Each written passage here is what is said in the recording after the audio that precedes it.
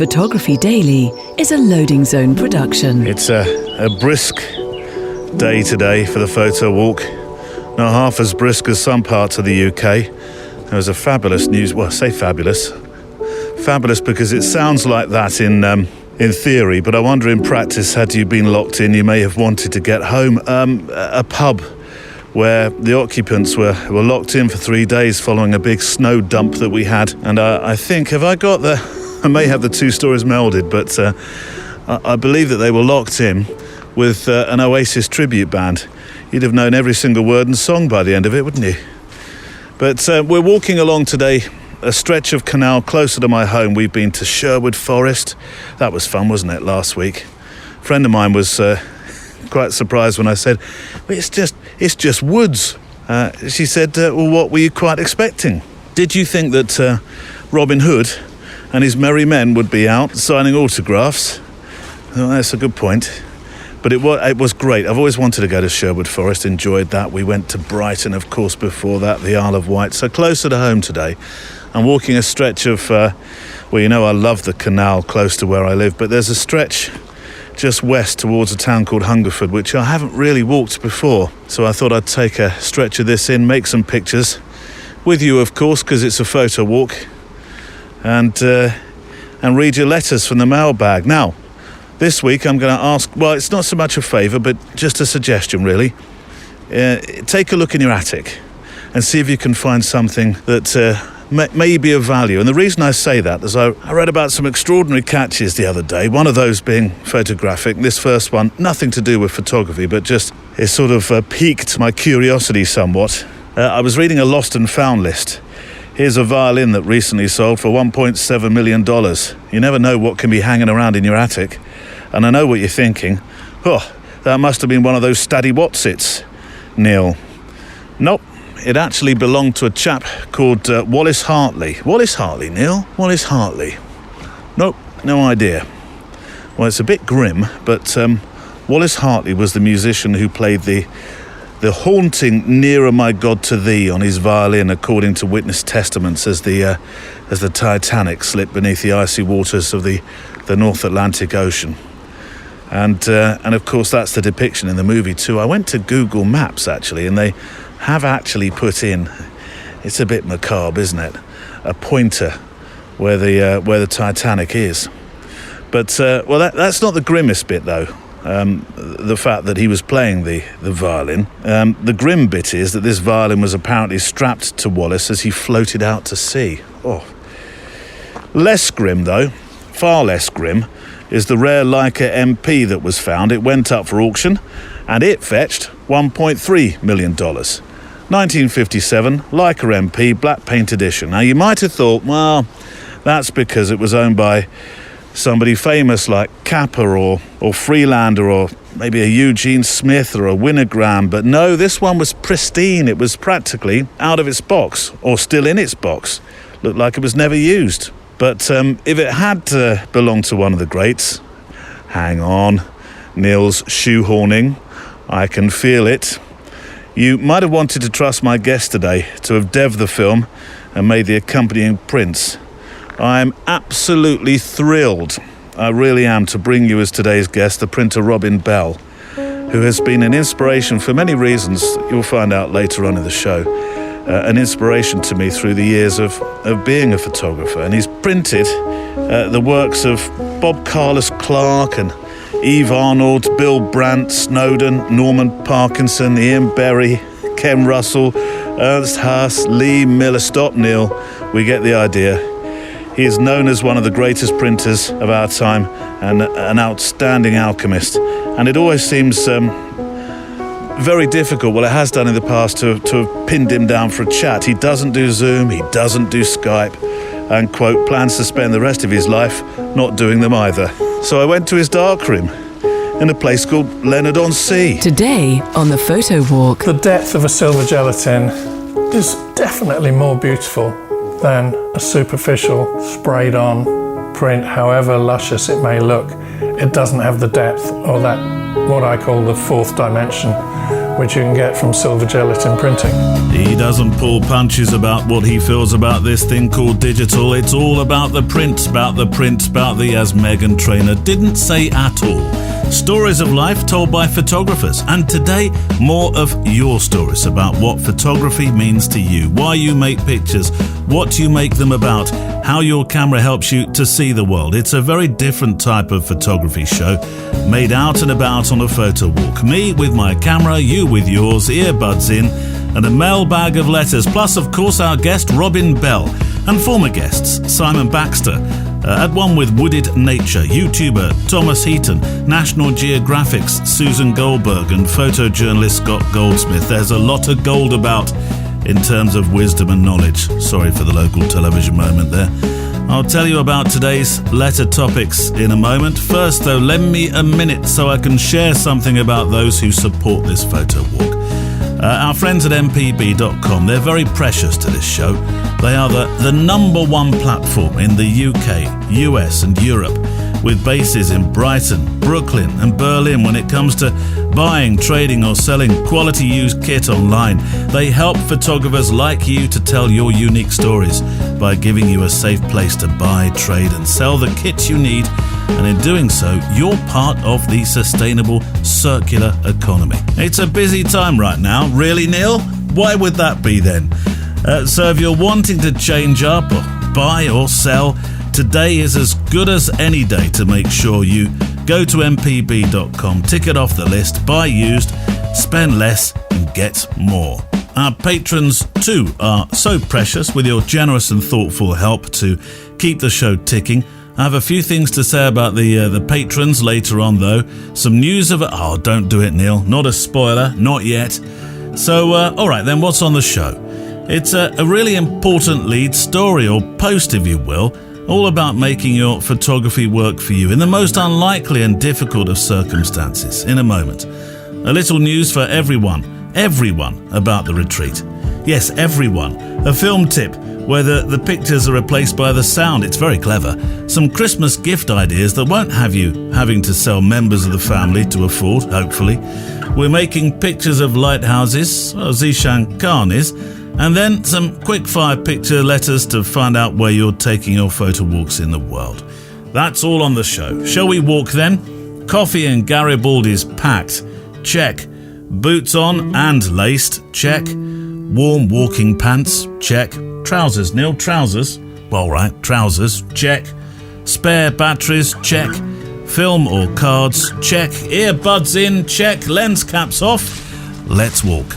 Right, from the off, I'm very pleased to say that the Photo Walk retreat is now, ding, officially open to all. It's happening on the Isle of Wight at the start of February, and I'm very, very excited. I truly am. A day or two's holiday and relaxation, then 3 days of mindful activity, including, as you would expect, a good hearty photo walk or two, a documentary day and a street portrait session, plus a sound day and recording day in private woodland. We're going to make an episode together. You might want to photograph, you may want to assist with the recording, you may even want to be on the show. We're going to make an episode of it during our time away, with good food as well. Did I mention the good food? Did you mention the Garibaldi's, Neil? I didn't actually. Garibaldi's free and on tap for the entire week. No questions asked. Now, elephant in the room time. I know that this week has not been an easy week in terms of news. Really, Neil? Are you talking about the O word? I am talking about the O word. Do you know, I'm sick and tired of first of all, I'm sick and tired of this loathsome, I can't even bring myself to say the V word.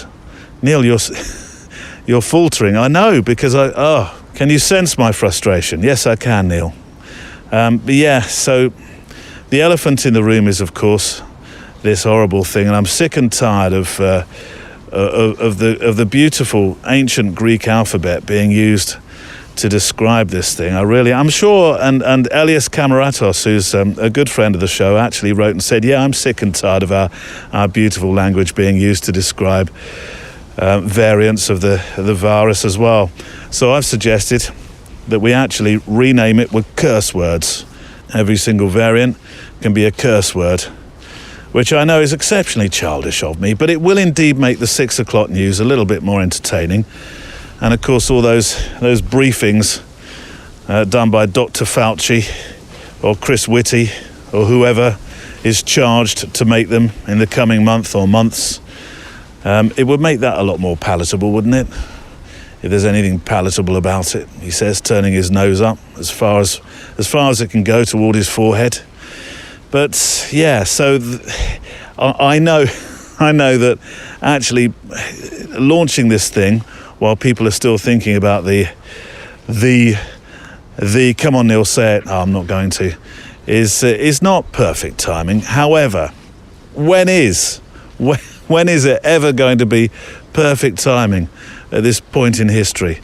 So I'm soldiering on with it, and we do have a COVID policy. But if you want to join us, that said, I'd be delighted.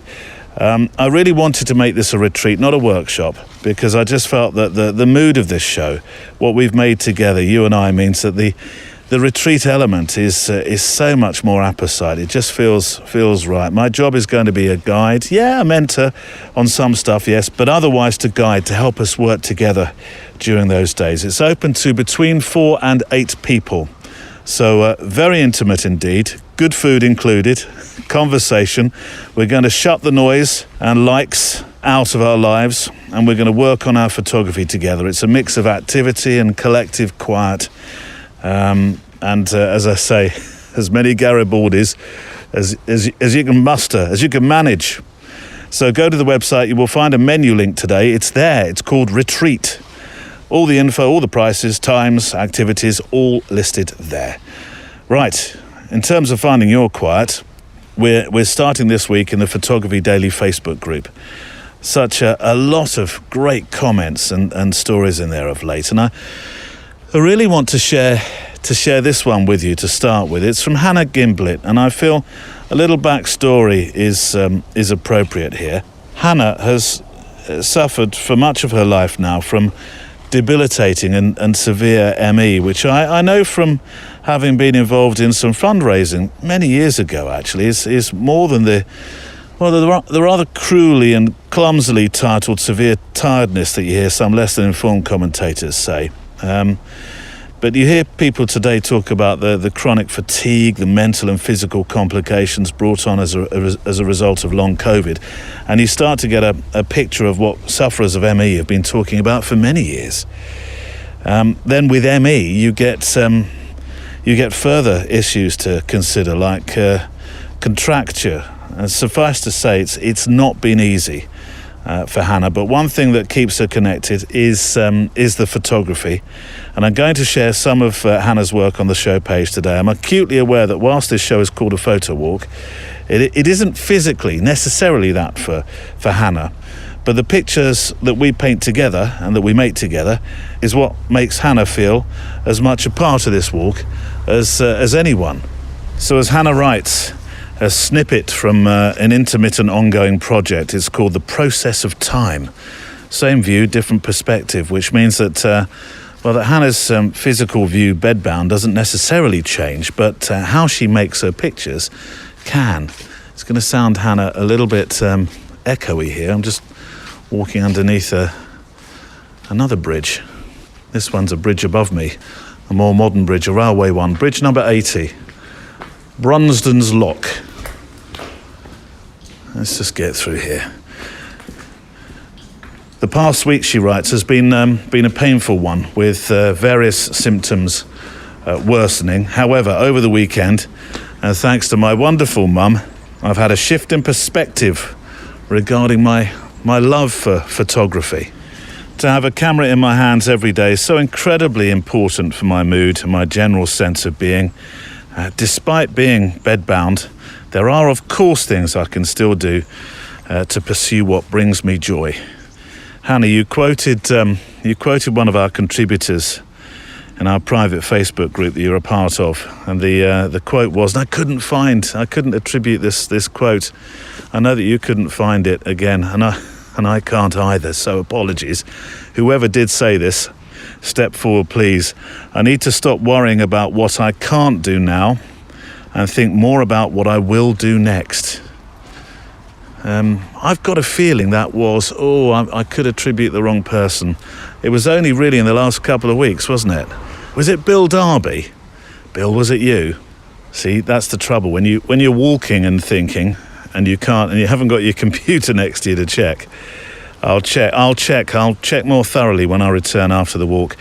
Jim Westlake, though, he commented on your post, Hannah. I know you've seen this, but just in case you don't use the Book of Face, then I'd like to share it with you. I read a story years ago, says Jim, about a shopkeeper in America, can't remember where, who went out in front of his shop and took a shot of exactly the same scene at exactly the same time every day. Madness? ? Well, the resulting body of work was remarkable after many years and thousands of images. Different weather, different light, different people, different cars. Sometimes the odd person was captured on multiple occasions, but the differences in the same scene were both remarkable and subtle. So, Hannah's work I would like to include on today's show page, and I feel it an appropriate time actually to play in our first inspirational piece from the day, which will be from Simon Baxter, the woodland photographer. And I'm aware, yes, that I've played a few snippets from Simon of late, and it's not long since he was on the show in a much longer interview. But I do think that these words are precious for two reasons, actually. One, he's been very much a driving force behind why I chose the location for February's Photowalk retreat, it having its own private woodland. Which is fantastic for that mindfulness and getting away from people, escaping the likes.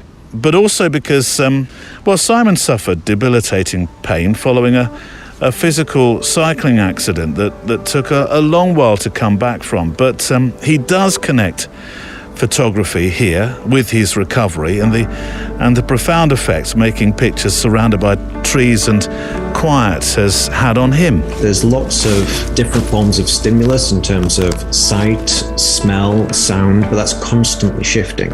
So with every single step forward or step to the side, visually, aesthetically, everything's shifting all the time. It's chaotic. There's a lot to consume. So to try and make sense of that with the camera is quite a task, really. So it needs your undivided attention. So your thought processes start to shift away from the stresses of everyday life, away from pain. When something has such a profound effect and a positive impact upon your life, you become very emotionally invested into it. So it develops into an empathy for the places that you photograph. And that empathy then inspires you to learn because you care about the trees, you care about the woodland because of the impact they've had on you. They're in tandem. You're learning how to make sense of it photographically, but what helps to inform those decisions is learning about the trees, learning about that space, what it means, why does that tree, why is it formed in that way, what ecological significance does it have, why is that stuff growing in the understory, what does that mean? And it's just incredibly rewarding and inspires you to go deeper and deeper and deeper. That's Simon Baxter, and I'll link to his episode in full on the show page today. Another man who spends his life in woodland or in wider vista type landscapes is our friend, YouTuber, photographer Thomas Heaton, who amazing supporter and patron Lynn Fraser wrote to tell me about just in the last week. So thank you, Lynn. And I watched this film that you told me about with two Garibaldis and an oaky flavoured rich coffee, of which I will be bringing on the Photowalk retreat. Stop teasing, Neil. So Thomas has just made the most incredible YouTube film, which I will link to today on the show page, so that you can share in what Lynn found and passed on to me. It's called A Landscape Photography Video You Never See. It's 12 minutes long, and it doesn't have, during the duration of it, it doesn't have one single image in it, really. I mean, it has a sort of a handful of dark frames, but essentially it's a photo walk with one of those moving sound bars to the speech that sort of rises and falls. You've seen the type of thing. We use it on the Instagram, actually, sometimes. With Thomas's words, and he takes you on this walk next to the sea, minus the cues and the clues that would be provided otherwise by moving images, video. But what you do get is the sound of where he's walking. with a rather poetic commentary as well, actually, from Thomas, which certainly did inspire me this week. And at the end, he reveals a picture. This is the clever bit. This is the wonderful bit. That he may or may not have formed in your mind with the commentary and the scene setting that he was doing through the audio whilst he was walking. And it really works. I actually had, I think I pictured to a degree in my mind's eye what the physical picture he made actually was. Well, parts of it I did.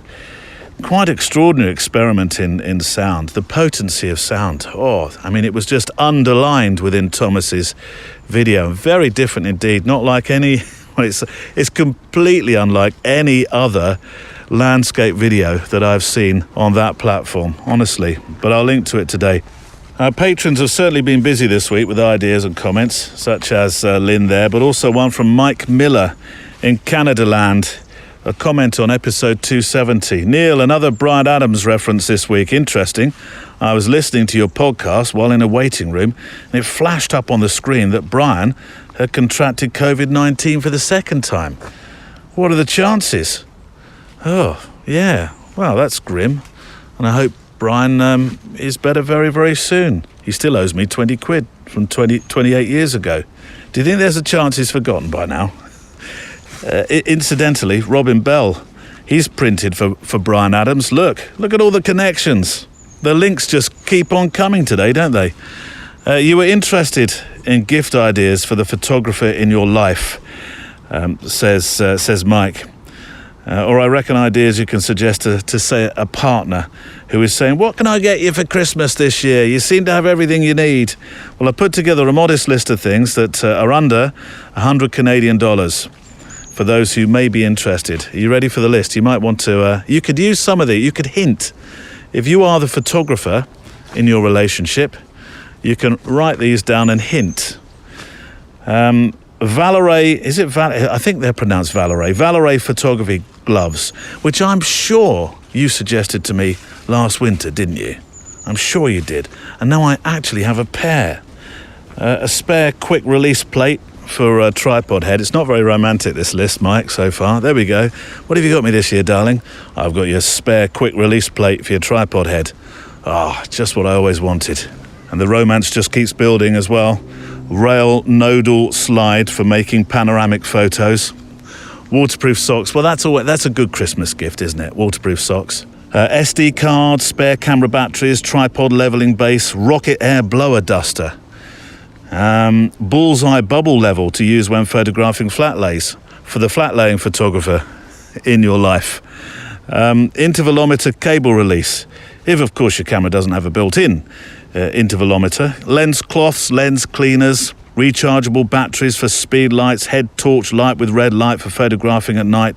Ice cleats, this is obviously very specific for some countries. We get snow and ice one day and then the next day it's all thawed out. Global warming doesn't exist. An L bracket for use on a tripod, Pelican case for keeping spare and used SD cards. I have to say, they might not be the most romantic in places, but they are inspired. I like them. And I tell you what, the Pelican case, I'm sending that link to my mother-in-law. She did ask the other day, what would you like? What would you like for Christmas? There we go, a Peli case. We do everything by links these days in our family. Send me the link. That's what you're getting. And then, of course, we have to act as if we're mightily surprised when we open it up. How did you know? You must have been reading my mind. Right, inspiration. Thank you for that list, by the way. I did ask for some great Christmas gift ideas for the photographer in your life. Inspiration can only come from one person after mentioning his film, can't it? A few moments of my conversation on the show with a landscape photographer and YouTuber Thomas Heaton. For me, the emotion comes mostly from the amount of effort that the photographer has put into an image, because you have to suffer for your art, right? Now, I can totally understand people photography and capturing that decisive moment, and the emotion that comes with the scene unfolding, such as a war photography or something like that. But for me, the emotion coming from people photography is what's happening more in front of the camera, I suppose. The emotion with landscapes, for me, certainly is what's gone on behind the camera. So, it's the hardship and the effort of getting to a place, the patience of waiting. Now, of course, you could shoot natural disasters and things, and there would be emotion there. And what's great is you can capture a landscape as it changes over time. But it's very difficult to capture a single landscape image that would evoke emotion in the viewer unless they knew the story behind the image. I have ups and downs emotionally all the time. And I look at my body of work, and what I see is that I don't have a style. Okay, you don't look at my Instagram feed and every image has the same color palette and the same subject. They vastly vary. And I do wonder a lot of that is to do with my state of mind, because I do create quite dark, somber images. Yeah. And actually sometimes I really go after those images. Thomas Heaton. It'd be great to get Thomas back on the show at some stage, wouldn't it? Particularly if he started studying sound more within... I know this seemed to be a one-off, this particular film, but if he's going to go and do more things like that, it would be great to ask him a few more questions about that style of film. I'm faltering a bit because I'm looking up here. I've got to do my looking up picture at some stage, haven't I? I've just found this nice outreaching branch here that's reaching out across the canal, which is very high here actually. It would only take a few heavy rainfalls now for this towpath here to be cut off. Right, shutter speed 300, ISO 160, f4.5. Let's get a picture looking up. It's a very it's quite a soulless, spiritless sky today. But I do like, it's kind of I suppose a silhouette there in the making.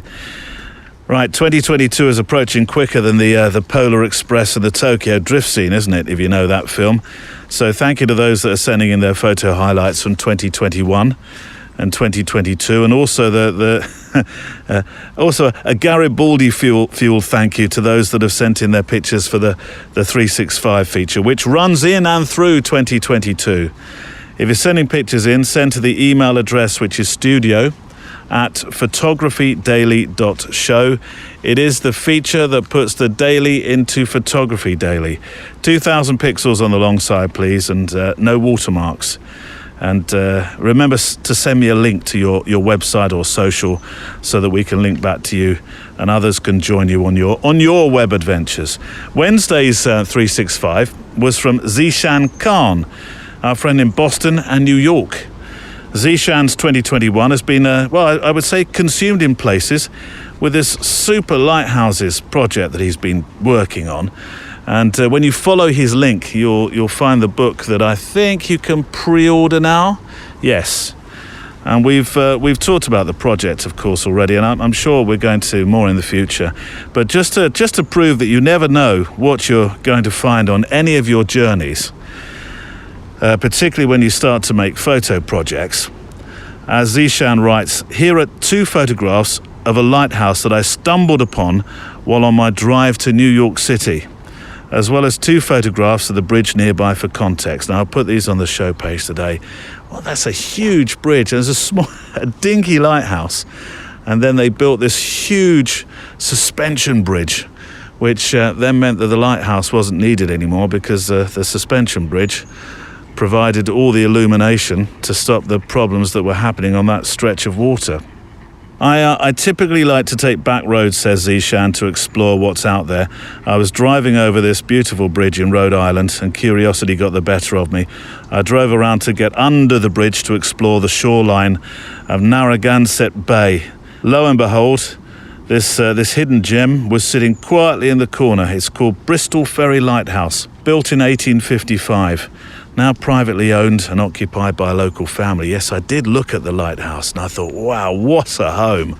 That's fantastic. I mean, you are in the shadow of that enormous bridge, but it is fantastic. What a place to live, eh? Now that would be a place for a photo walk retreat.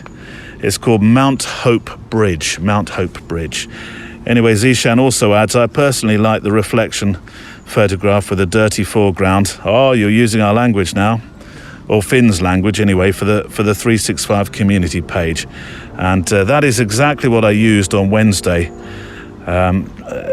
Just gone, wasn't it? Yes, of course, it was the Wednesday, a couple of days ago, for picture number 92. Thank you, Zishan. Appreciate your pictures. And I wanted to share all of the collection that you made on the show page today, following, of course, the 365, the single image from the other day. Right, to our guest. I bought a book of Robin Bell's Silver Footprint, 35 years of darkroom printing. It's a good few years back, and I mentioned in the intro the people that he's printed for. Or the archive collections that have found their way through his Devon and Fixer trays. The book, funnily enough, became the book that in terms of layout, it inspired my own photo book designs, in terms of, text and pictures and so on. But that's a kind of by-the-by, I suppose a pretty important by-the-by. But I distinctly remember finding this book in a London bookshop, and spending so much time with it over a coffee that I'm convinced I was getting that, are you going to buy this or what? Looks from the counter. Robin has this beautifully rich, contrasty style of printing, and I absolutely adored the eclectic collection of pictures, easy for you to say, which is, really an A to Z of famous photographers. But equally, there are some surprises in there as well from lesser known photographers. It is certainly one of my more precious books, so much so that since we now have a puppy, it's been moved firmly 3 shelves up from the floor, entirely out of reach of inquisitive, teething teeth. So my guest for part 1 of this interview is Robin Bell, a conversation that we had in his darkroom. Robin, I remember the first time we spoke, you were glued to television watching cricket. Yeah. And I tried to engage you with my cricket knowledge through my late father's ability to play, an ability that I'm sure that beyond the grave he'd be deeply disappointed that his son didn't really pursue. Is that your second passion, notwithstanding family, obviously? Yes, it is. I stopped playing a long time ago, seems like a long time ago, probably 10 years or so. I played every weekend, Saturdays and Sundays, for Putney when I lived in London. And then we had Lily, my daughter, who's now 21, and I started to realise that I was missing her. And when we moved down here, I started playing for Heathfield, who are a really good country. It's just lovely times. Cricket fraternity is a lovely one, and all the things you hear about the social is true, and when you stop playing you still miss or want that kind of social aspect to it. And I'm not a huge people person, but the cricket club was the exception to that. You still go and watch the grassroots game, the small? Yes, I do. I can never drive by a village green without pulling up and, of course, always thinking I could have done better myself. Going, oh, what a terrible shot. Oh, God, pitch it up, man. Or whatever, the old codger on the boundary. Is cricket's loss the printing game's winner then? Well, they do sit side by side, or they can do. Yes and no, I do miss playing. I make no great claims, but at the level we played at, I did okay. I was quite good all-rounder. Described as by many as the greatest black and white printer in the world. How does that wonderful label sit with you? Well, it's their label, not mine. Well, let's try another one. One of the most respected black and white printers. That one's in your book. So. Yeah, I like that idea because I know I've never let anyone down. Always give them the thing that they want, or better, hopefully, and it's always on time, and there's no cock-ups. So it's a professional pride. Part of the work ethic is just getting it done. There's a new ethos down here in St Leonard's that I'm finding it very hard to get used to, where everyone is always late with whatever job you give them to do. I've had framers take 3 months to get a frame done, or someone used for dry mounting a print 5 weeks, I think it took them to dry mount one, because they kept forgetting it was there, and I'll do that tomorrow, yes, I'll get so and so. And there's no kind of sense of professionalism or urgency or obligation or work ethic that I was brought up with. It's a sort of lazy attitude down here. But it's just like the St. Leonard's way. The only man to trust your negatives to as well. I mean, that's not a bad vote of confidence from a photographer. And when that photographer is Terence Donovan, better still. How did you earn the respect of these fabulous photographers like Donovan and Bailey and people like that? Well, I wasn't the only printer in London giving a good service. My name started to be known, and therefore photographers started to want to know who this geezer was. And once they started using me, and the fact I never let them down, they stayed because I was giving them a good service. And also I never touted, I never ever went after a client. I never advertised for a client. I never pushed to get more clients. The reputation was the draw. Yeah. And then the sort of competence made it hard for anyone to... maybe a couple of personality changes. I suppose you've got to like your printer as well. It's not necessary, is it? I mean, I'm not buddies with Bailey or anything. But he just said, just don't give me any f***ing surprises. And that's all it took for him, was I'll do my job, you do your job, and we'll all get along swimmingly. I wonder if the tables have turned then, because we talk about rock star photographers. You could argue now that the balance of power, if you want to get a really good printer, that balance of power has shifted somewhat. Yeah, they just don't have that choice. I mean, I know of 6 guys who are still working mostly in London, and presumably there's a whole new generation of darkrooms that I know nothing about who are getting lots of work. But yeah, you're right. My reputation over the years still gets me work. I'm intrigued as to why you chose the printing over the photography. Or was there never a dalliance where you thought, I'll either take the left fork or the right fork? Yes, there was a definite moment. I did what in the 70s was still available, which was pick up assisting jobs with jobbing photographers, of which there were tens of thousands, especially in London. They were everywhere. The photographic village was thriving, probably at its peak. So you could become an assistant you'd get paid peanuts. I think my first weekly wage was £7.50, or it may have even been less. And I remember even being moved on from one of those guys when I asked for a rise from £11 a week to 12, or no, can't afford it, move on. So that the jobs were out there, and also most of the photographers had studios and darkrooms. So I learnt a little bit of everything working for these different guys, mostly around Soho. It was spread across London, but I worked in Longacre, above the fruit markets. There was a lot of photographic studios, the old fruit markets, which are no longer. What was the capital of printing? I know Berwick Street as the capital of sound. Well, I suppose it was EC1, Clerkenwell, that seemed to have a lot of darkrooms and a lot of studios. Because of the news presence, or? Maybe. I think probably more to do with cheap buildings and cheap rent and sort of warehouse studios available. My Soho experience was photographer in Dean Street, had a little basement studio, used to shoot anything, portraits, still lifes, bit of fashion after a sort. It was kind of like a competent jobbing photographer, nothing other than totally competent at what he did in an all-round way. So that guy, rest his soul, he's dead, taught all-round skills and left me to the studio in the evenings when he went home.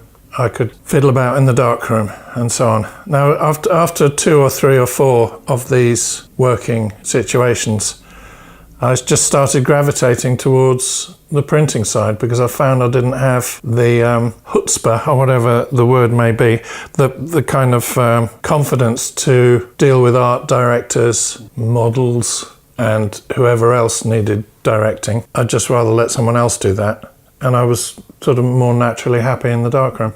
I'm fascinated by what I probably understand to be a very romantic view, my own romantic view of what these dark rooms would have been like. I imagine sort of this hub of excitement and the alchemic draw of the chemicals and people firing in and out with important jobs that needed to be done within a couple of hours. What was it like that? It was. The only brush I had with that kind of atmosphere was Joe's basement, which was a sort of sweatshop of photography. It was bedlam, good hard-working bedlam. And because it was pre-digital, every single aspect of what we now do on computers was done photographically. So layouts for books. Time Life used to use Joe's basement, and when they were mocking up their pages, they'd have a little photographic representation of the image and then a representation of the blurb, and all of this was done photographically. So that was just one client and one example. Another one would be Saatchi's. If they had a meeting in the morning, they weren't doing it on whatever you call it on the screen, and they were doing written, what they call charts, typewritten, handwritten presentations, which if you were presenting to 30 people, you had to have 30 copies of. So that sheet of type had to be photographed, blown up, mounted and presented for 9 o'clock the next morning. So 50 negatives had to be processed, 50 big prints had to be made and dried, then mounted, then trimmed and given to the client to be ready by 8 o'clock for their 9 o'clock meeting. So all-nighters with Joe, hamburgers from Hard Rock delivered quite often by Joseph Tigran himself, who was a mate of Joe. Joe had an amazing charisma, and he was visited very often by sort of superstars like David Putnam and Joseph Tigran, and they'd just come down for a chat with Joe because he was a character. I can't pretend that he taught me how to print. I wouldn't say that. But he gave me a good work ethic, and I actually started the proper black and white photography department in Joe's basement. So I actually built up my client list while under Joe's roof, and by the time I'd got Clive Arrowsmith and Donovan and Brian Ayres and a few others, I had enough ammunition to move on, as it were. So I sort of broke Joe's heart by saying, I'm going to leave you. And his reaction was strange, actually, because he always knew that I would and that I should move on. And he was sort of magnanimous. I know he felt proud in his heart, but his reaction was to say, right, get your things off out of it. And he just sort of cut me off. Didn't give me any help or even his blessing to start with. It was very strange. He came round to it years later. We re-established our friendship. I have a friend who I reference often, a photographer and a printer now, actually, who spent many years as a chief photographer within the British Army. And I spent a lot of time looking over his negatives and his contact sheets and so on. And many of them are very hard to see. A lot of the pictures are hard to witness as somebody coming to them as an outsider, if you will. And you've seen that kind of work too. You're well known for your printing of hard reportage work as well. And I wonder, when you work on a print, I would imagine if you're enveloped by the mood and emotion too, or is it more of a technical thing? No, it's no longer a technical thing because, as we were saying earlier, the technique is a given now.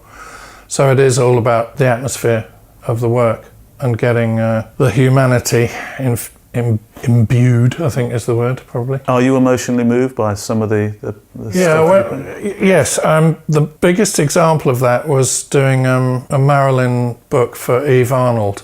And for weeks and weeks, I was totally enveloped in the Marilyn thing of doing 200 work prints and then choosing from those and constantly being exposed to this woman's life, or Eve Arnold's view of this woman's life. And it becomes very emotional, very, very involving. And you can't shake it off at 6 o'clock at night when you go home. It's still there with you, and you come in the next day. So for weeks and weeks, I was all Marilyned up and very much involved. To a lesser degree, I take that kind of emotional input with me on every job. I try and get involved with the photographer's vision and do as much as I can to give them something that they wanted or better as a piece of tactile print at the end of it. There must be a Robin Bell look. For example, I've always thought I'd love Robin to take hold of some of my negs. I would imagine that if I were to send you a print, I'd be thinking, well, I'm sending Robin this because I want it to have the Robin Bell look. Well, you ain't going to get any other look. Well, what is that look? Is there a definition? I don't think there's a definition. It's a fairly simple formula insofar as I just go for the optimum print in terms of the technical side of it, but also it's going to tend to be a bit moody. I think it's a richness erring towards the darker side, lower key. I'm not bright and punchy. I'm all things like hopefully bright and punchy, but rich and tonal as well. So all those things combined in one end product. I pretty much always print on warm tone paper, but it's not warm as it can be. I don't use warm developer, for example, because it's a bit muddy compared to the black and white developer I use, which is PQ Universal at the moment. I think it's a rich print, never emaciated. I like the blacks to be rich but not dead, not oversaturated. So there's still some life everywhere you look on the print. And there are a few no-nos that any printer would steer clear of, which is an imbalance. If you've got something in the print that's drawing your eye away from what it should be looking at, then that has to be obliterated, or that has to be balanced, so that your eye is always drawn into the subject matter and I don't want to use the word hero, but there's a point of interest in a photograph that can't be distracted from by some corner that's too light or a shining highlight that's taking your eye away, or just so actually you just want to be drinking the print in. And I always think, when I think of printing, I think of bigger prints, 2016s, 2024s, exhibition prints, and people's experience of looking at those on the wall. There are fewer and fewer people, I'm sure, these days who would really know what they're looking at on a wall, whether it's a digital print or a silver gelatin or a platinum, I think the education is dwindling, as it were, for the general public. Does your mood drop just a little bit when you think of that? Absolutely, yes. I get hurt by the lack of standards. It sounds really pompous, the pain of looking at a wall full of really shite prints is like, I can walk out because I know there's something that 10 times better that's available, and I know that it's a money thing. And people just can't, even big public galleries can't, or would choose not to spend the money on proper printing. Talking of giant prints, I spoke with Nick Brandt about his work. He did say to me before we started the tape rolling, he said, there's a couple of things that if you mention, we'll curtail the interview now and we'll agree to separate at that point. And I feel we're almost coming to that point with you now, where I dare mention the D word. When the digital, you call it a tsunami actually, you're very specific about what you call the digital it's thing. A nice word that rolls off the tongue. How do you feel about the whole thing? Because you're an analog specialist, you're a master printer, you've earned your reputation. An expression I hate, by the way. Do you? I'm not a master printer. Should I walk into the sunset? I'm not offended by much, and I'm not offended by that, but I'm slightly irked because it's a phrase that's bandied about, and I don't feel like a master printer. I feel like a really good, experienced darkroom waller. But master printers would have a much wider range of skills and technical knowledge and chemistry to be truly labelled as a master, I would say. See, isn't that fascinating? Because there's almost, well, before we turned the tapes on, before it started rolling, you said to me, you wonder whether one day you're going to be found out. There's this sort of imposter syndrome that we believe photographers and creatives have, and you appear to have the very same. It's a natural modesty I can't shake off. British modesty, a cricket modesty. No, just kind of, if you called someone a master, a century ago, they would be probably the best there is in that game. Now, I can't claim to be that. I've got a reputation for being close to that, but that's only other people's perceptions. And I've never been stuck up beside all the best printers in America or Paris or Italy or wherever they may be, China. How would you compare all those other people's skills? I'm probably one of the more experienced printers around, and I've printed for some of the best names in photography in the world. And I'm now printing for a lot of, let's be honest, dead people. But as you saw that tsunami approach, as you title it, what were your? I think originally you thought, well, hang on, chaps, this isn't really going to take long. This will be a blip, and we'll be all back to normal again before we've had tea. But it of course, it hasn't been like that. No, the quality of it was never threatening, but the horrible irony is that people's standards have dropped at the same time as digital has become more prevalent. And again, it all sounds so pompous, and I don't walk around with a sort of grudge all day. And let's make that clear. I have no grudge whatsoever. You said that you have a sort of phobia, a digital phobia, perhaps. I mean, I know when we looked into your amazing office just now, looking at the prints on the wall and the names on the drawers, and we took a cursory glance towards your iMac, of which you made some very disparaging remarks. Yeah, it lets me down, because I have no way of fixing things if they go wrong, and glitches become problems and pressure. So keep your digital. Stupido. I hate it. It just causes all the problems I ever have in life are to do with digital something or another. And so I've become a bit phobic about it. Robin Bell returns for part 2 of my conversation with him in his darkroom in Leonard-on-Sea very shortly. It's all about the letters you send in to this show. It really is. You make this programme.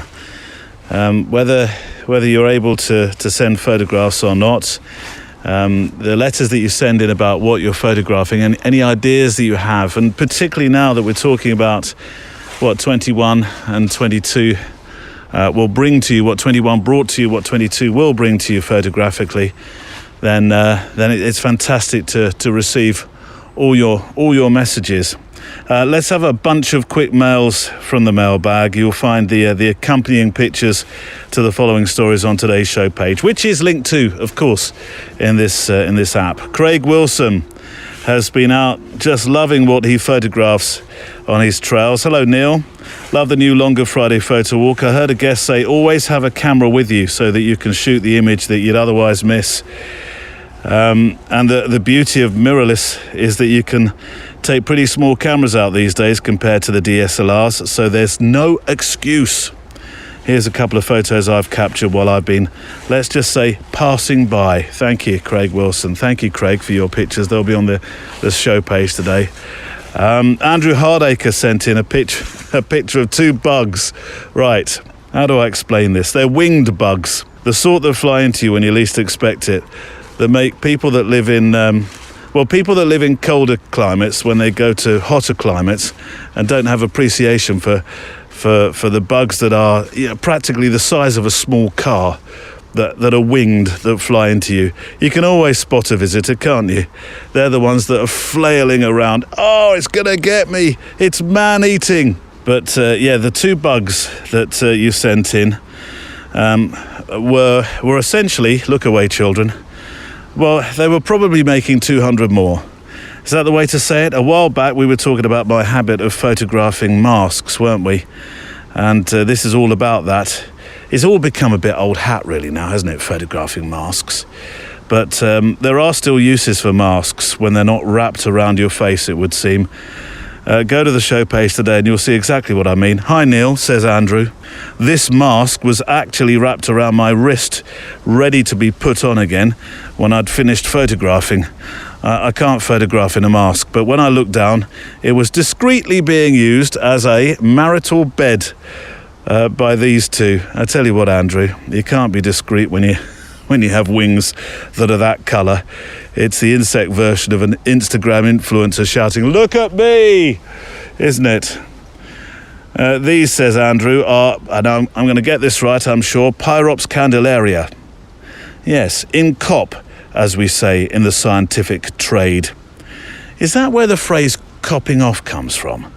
Or is that more base than, I don't know, is that more, I'm trying to think of, is that more bass than a death rock heavy metal concert? They didn't want to leave. I've not specialised in mask photography, but I have opportunistically been recording things I expect us to wonder over in 10 years' time. And I think you managed that admirably, Andrew. And another Andy, this time Andy Tybalt. Quick fire mail. Neil, music in the podcast, what a touch. You've gone from the best to the greatest. Love it. Just a few for my walk. Rivers and migrating birds. You'll find them on the show page today. Thank you, Andy. And thank you for your kind comments, which of course make me shift uncomfortably in the Englishman not being great with compliments thing. But the idea of the music, I wanted to add a play out tune because I just thought when you come sometimes to the end of this photo walk, you're sort of still kind of in the mood from all the inspiration that you've heard from the guests such as Robin Bell today, or the inspirational clips that we play, and indeed the letters that I read out that you've sent in. And I just thought, take a moment, a musical moment to really just to appreciate all that's just been before, and it kind of wraps the program nicely. WRAPS kind of wraps the program nicely at the end, so that's why the music was introduced. And then one from Martha Takesdale. Mail Neil about last week's show where you interviewed Susan Goldberg, a particular hero of mine, for her tireless work as a journalist and then her trailblazing career, which has ultimately ended up with her steering the ship at National Geographic as editor-in-chief. She appreciates the importance of great journalism and great photojournalism, and that's especially needed in a world of instant gratification and likes. Bravo to that. Thank you, Martha. And do you know what? I think I'm obviously going to play a clip now from last week's show when Susan Goldberg appeared, which I want for the first time ever, actually, in terms of the way we play our inspirational clips. I want to follow with another one because you talk of instant gratification, and that really struck me because I think there's a perfect clip that I noted from Scott Goldsmith, episode 191, who was talking about the long tail story. This is not a happy Disney ending to the clip you're about to hear from Scott, anyway. But it underlines the importance of quality storytelling that both my guests highlighted. And also, of course, what a fabulous gift we have as photographers, or opportunity, maybe not gift, but opportunity, to tell important stories. So Susan, and then Scott. Well, I certainly think, particularly in the early days when people did not travel as much, right? As you point out, the magazine starts in 1888 and it, comes up during period of colonialism.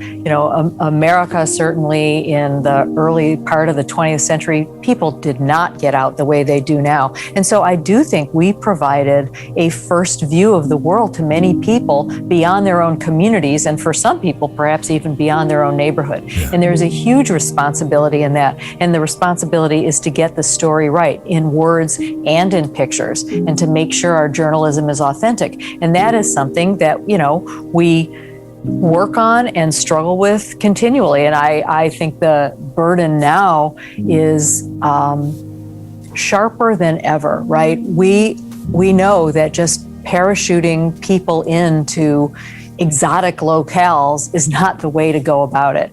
We really need to find people who are familiar with the places where we're telling those stories from, both in words and in pictures. And there's only one good thing I'll tell you about COVID, and that is that it really forced us to crank up something we were already doing, which is making sure that we've got journalists in places that all over the world. So we're not just flying people in there. When we want to tell a story out of South Africa, let's use a South African photographer. We don't do that every single time, but we're doing that more and more and more. One of the stories I'm working on that might come to light pretty soon started in Cleveland with one of the smallest premature babies that had ever been born that was going to live, and people that are born extremely premature don't usually have some kind of problems. But so I got to know this inner city, unfortunately, a very poverty-stricken family pretty well during that period of time,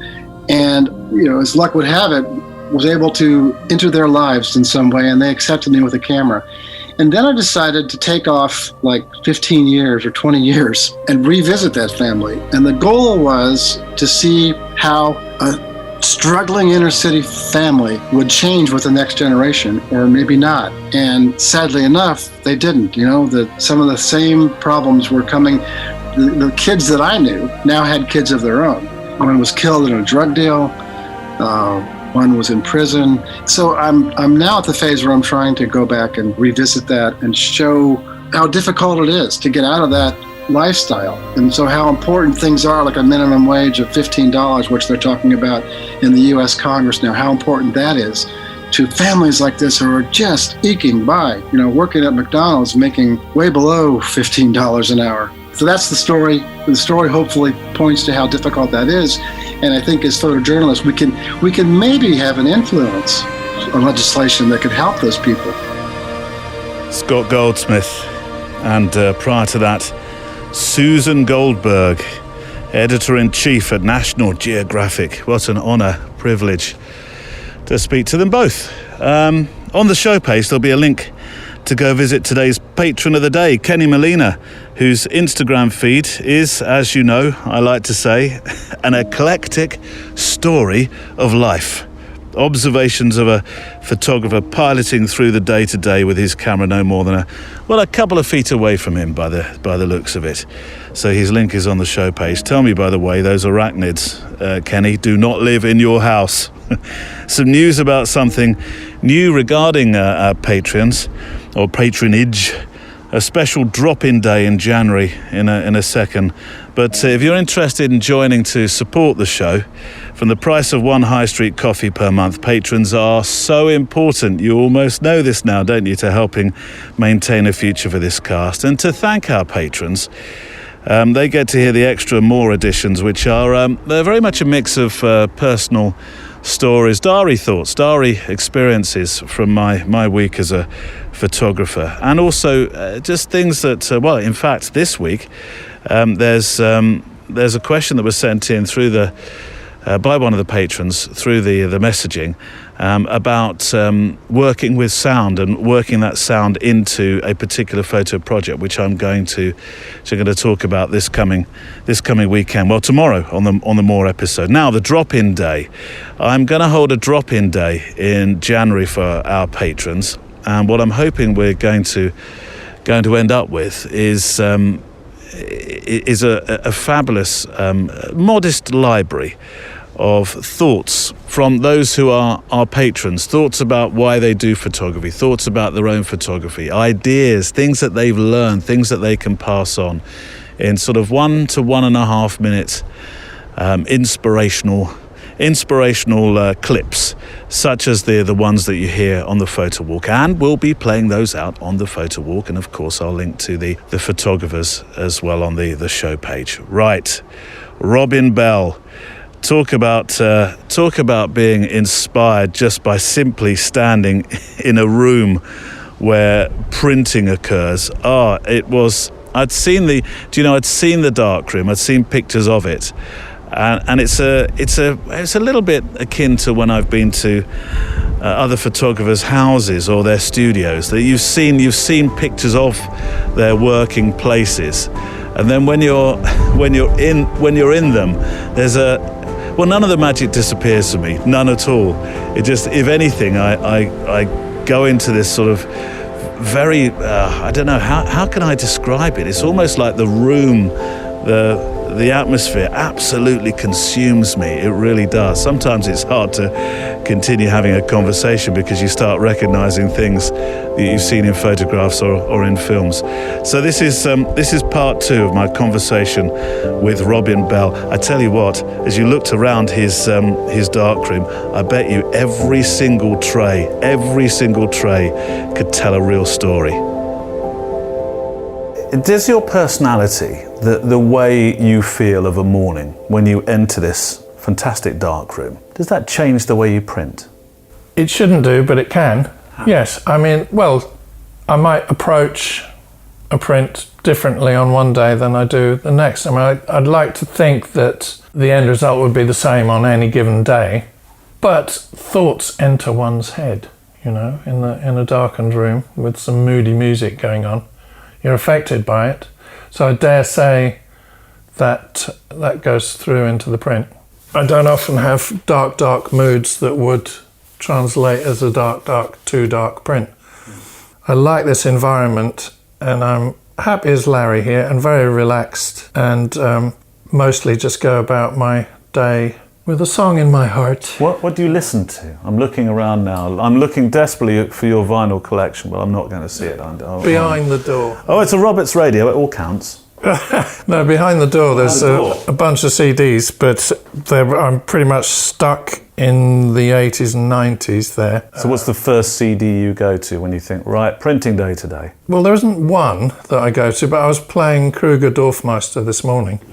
For example, before you came. But a real good go-to is Six Music, which constantly plays good music. How has this darkroom changed?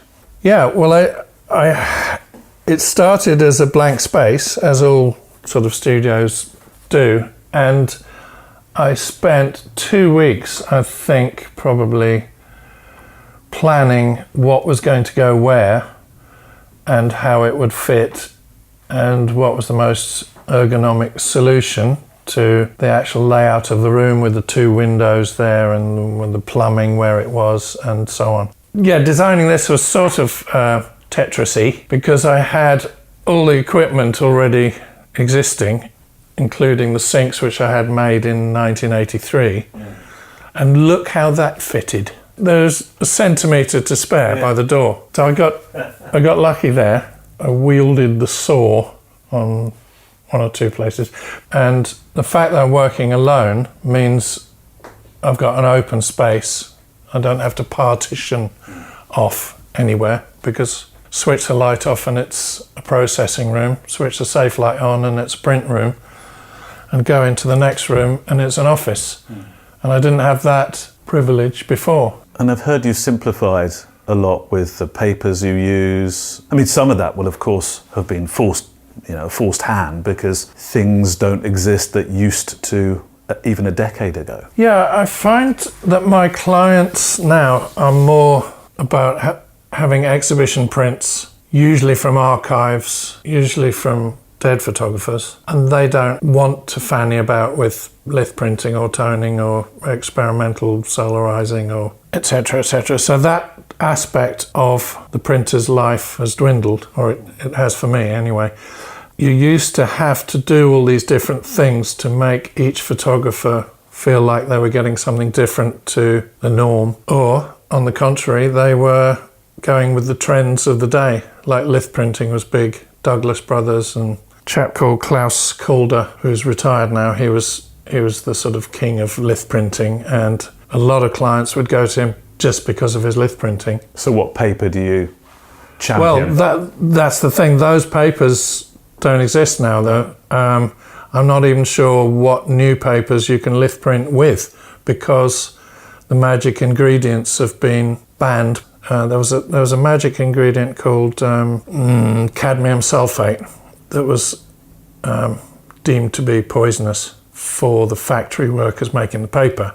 If I get asked to do a lith print now, I actually have old papers that I can still use for that purpose. But if I was to try and have to find a new paper that would lith decently, I don't know where to start, honestly. Do you ever come in here of an evening and think, right, I'm going to split tone, or I'm going to do something that different for me? Actually, my daughter is the one that would push me towards experimenting, because she's young and experimental and curious.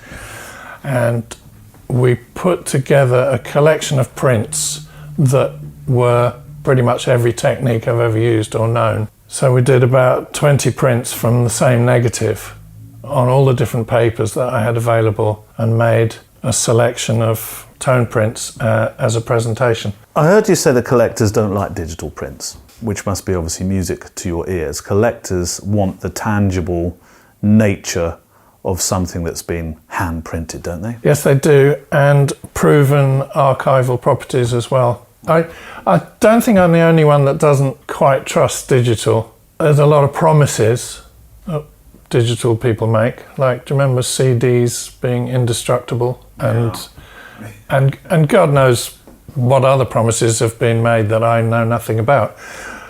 But for a paper to claim to be laboratory proven archival is dubious to me.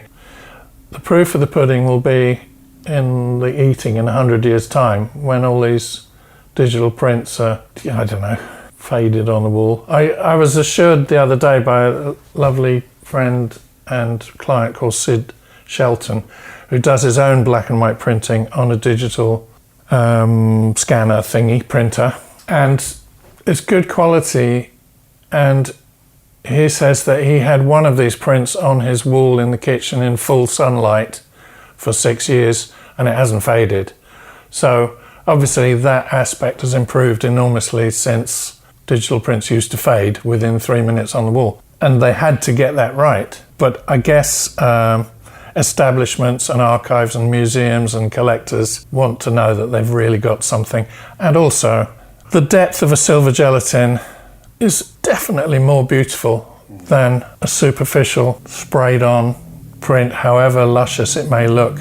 It doesn't have the depth, or that, what I call the fourth dimension, which you can get from silver gelatin printing. And if you're getting a really good product, you can pretty much dive into it. You feel like it's breathing. I picked up, you'll be familiar with this book a decade ago now. And funnily enough, up to that point, I wasn't collecting an awful lot of photography books. This is certainly in the sort of formative part of my collection. Robin Bell's Silver Footprint, 35 years of darkroom printing. And I remember picking it up, and I'm one of those odd chaps that always reads the dedications in a book before I delve further. And I did note your sister Pip, but equally those members of your family. Do you think they did come to understand why Dad, in particular for Lily, chose to spend his days, as you call it, in a darkened room? Yes. Lucy has a gallery, and it kind of sprung indirectly from what I do. She decided that we had enough contacts and enough material for her to start a gallery. So there's a lovely partnership there. Lily's thoroughly appreciative and wants to learn. Now, she's at university at the moment and just hasn't got the time, but she really wants to come in here and find out what this is all about. And we've had a few days together in here, and she will push my buttons like no one else does and make me do things that I don't really want to do, but will with pleasure for her. And it would be wonderful to pass on some of what I know to the next generation of Bells. I suppose in an ideal world, I could have Robin Bell and daughter. In the book, there are plenty of examples of printing for photographers who are no longer with us, and you mentioned that just a moment ago as well. I wonder, what's the difference of making an archive print where no longer the photographer will have an input to it, as opposed to a print for a photographer who's living, breathing, still with us, that can pick up the phone and say, well, is there any chance we could work on X? Do you approach it differently? Yes, it's a blank canvas. In both cases, it's a blank canvas, but the archives would come to me because they trust what I would do with the work. And if there's any kind of precedent which I have to refer to, then so be it. I can match what's been expected previously. Lee Miller Archive, for example, had a printer of their own for 25 years, and she's laid down the style, basically, of the archive. And if I were to do, she's retired now, so if I were to do any more prints for them, it would be in her style. It's a quieter sort of looking print. It's a quieter, less oomphy sort of representation of photographic work. But say someone like the Ken Russell archive, he's not around to make directions, and he's not around and wasn't around when any prints were being made of his work, because it was a sort of rediscovered archive in a place called Top Photo, long after he'd moved on to film direct and so on and so on. He left his negatives in this archive to be rediscovered in the early 2000s, or the mid 2000s. So we could create a style for his work in the same way as Carol did for the Lee Miller Archive. I've created the style for the Ken Russell Archive as an example. And presumably, if I die tomorrow, then someone will be trying to replicate what I've done in that way. The book ends with Lily, and we've mentioned Lily a couple of times, a rare print shared with the world by Dad when she was younger. This is clearly a very special print, and I wonder if any particular photographers or perhaps photographs that you have printed stand out as a sort of sentimental, special moment, aside from that wonderful picture of Lily, of course. There are many, but say generally Ernst Haas is my favourite photographer of all time.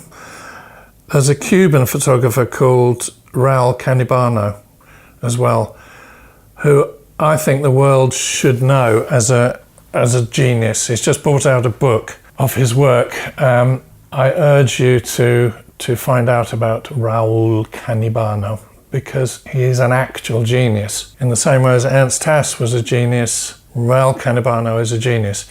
He cannot pick up a camera without taking an absolutely amazing photograph. I know he edits, obviously, but he's got an extraordinary eye and a natural ability to capture several different moving parts in a perfect symbiosis, is it? Is that the word?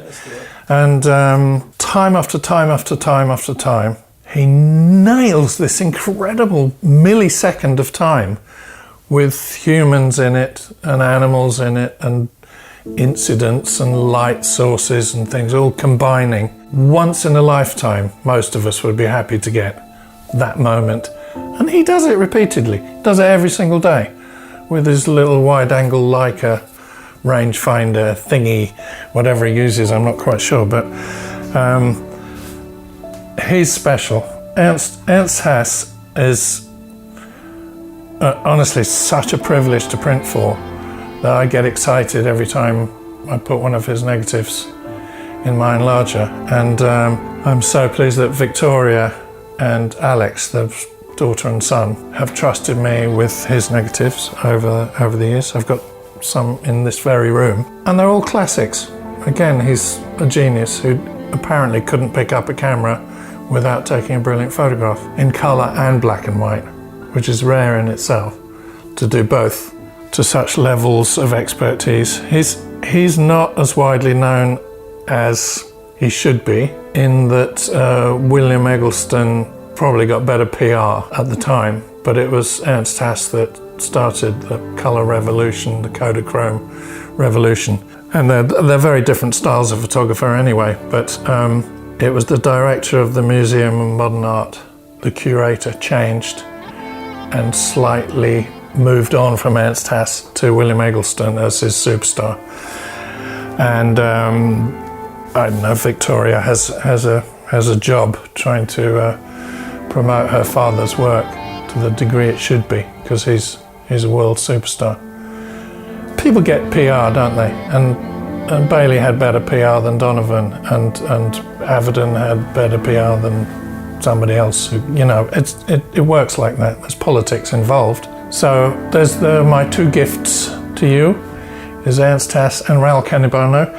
But boy, there are a load of Tom Stoddart as well. I think he's as good as McCullin. I love them both for their soul, but his work is stunning. Entire privilege to talk with Robin Bell, a great inspiration to me, and definitely, without a doubt, to hundreds, thousands of other printers around the world. I tell you what, there's a smell. If this was a smelling experience as well as a sound one, and the vision one, of course, we take care of on the show page, you could smell all the log burners from the canal boats as I've been walking along this towpath. It sort of wafts along, almost follows the towpath, even when you can't see one. You think there must be a canal boat, a barge close by. Really looking forward to hearing about your highlights or challenges that you tackled in 2021 and what you're looking forward to trying in 2022. That's a kind of a theme I'd like to try and establish on the Photowalk over the coming weeks. So if you have got something you can share, a feeling, something that you had from the year, from 2021. I know it wasn't the easiest year for all sorts of reasons, but photographically, I know that there were things that kept you connected with your photography, and I'd love to hear about them. So send them to studio@photographydaily.show. If there's a picture to go with this, even better. And what you're planning for 2022. Now, that could be something as simple as a 365. Now, we started our 365 in September, didn't we? Neil, what are you doing starting a 365 in September? You could have waited till January. No, I was keen just to crack on with it, but plenty of people will be starting 365s in 2022. And I know there's a few of you that are coming to a close with their 2021 projects, probably heaving a sigh of relief. I don't know. So, yes, I'd like to hear about any photography projects that you've got coming up, or things that you'd like to do, things where you think, right, I just need to tell somebody something, to sort of openly declare it, and then I have to crack on with it. Send them to studio@photographydaily.show. So, play out song this week. Nina and the Waves by James Forrest. It's a real drifting song today. It's a drifter of a song, kind of quiet time, 10 p.m, night time, red light on, making prints kind of song. It's, as I say, James Forrest, Nina and the Waves. And your wings in the sky tonight. I'm sitting on a rock and watching heron fly. Feet in the water, out the wave. It has been such a beautiful day. A beautiful day.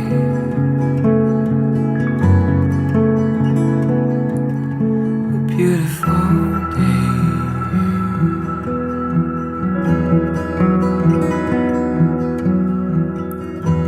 I'm waiting for the stars to show.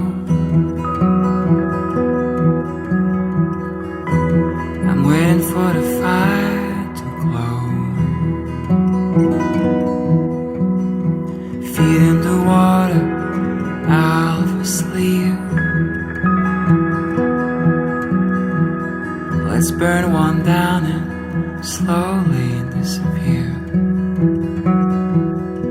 Disappear.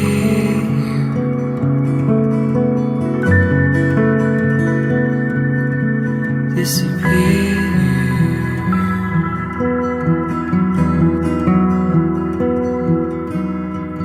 Oh, I've been hiding deep in the woods. Oh, I've been searching as far as I could for some answers to my riddles and my doubts. Oh, I might have taken the easy way out.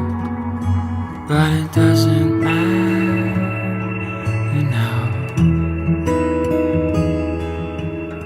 It doesn't matter now.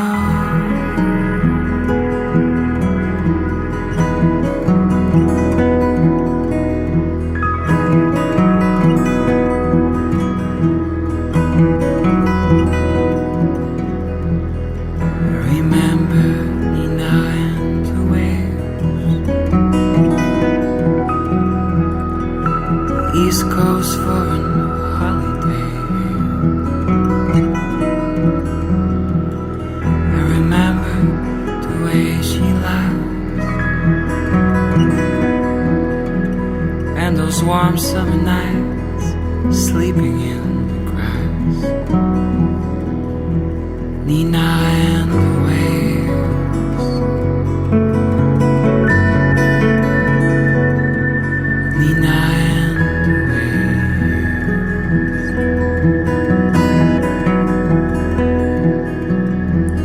Oh, I've been hiding deep in the woods. Oh, I've been searching as far as I could. Oh, I've been hiding deep in the woods. Oh, I've been searching as far as I could. But it doesn't matter now. It doesn't matter now. Nina and the Waves by James Forrest, and that's it for this week. My thanks to our guest Robin Bell, who I will of course link to on the show page today. My thanks also to those who are patrons, which you can join through the link on the website photographydaily.show, where the retreat link is as well now. And for those wonderful supporters who are, tomorrow on the More episode, we're going to talk about recording sound to accompany your picture stories. Now, I know we've talked about this before, but a slightly different angle. And David Hearn's book, Land of My Father, is the book club tip. Next week, the Magnum photographer Mark Power is here talking about an alternative picture postcard on the island of Guernsey, so to speak. An honest look at the island through his lens, and a little more about his incredible shipping forecast book and project, which is enjoying a new edition soon. Oh, and also, when I talked about drop-ins with the patrons, I do of course mean a Zoom one, since I'm aware the incredible patrons are everywhere across this globe. Music on the show from the incredible artlist.io, and I look forward to photographing with you, hearing from you, and talking with you next time. Photography Daily is a Loading Zone production.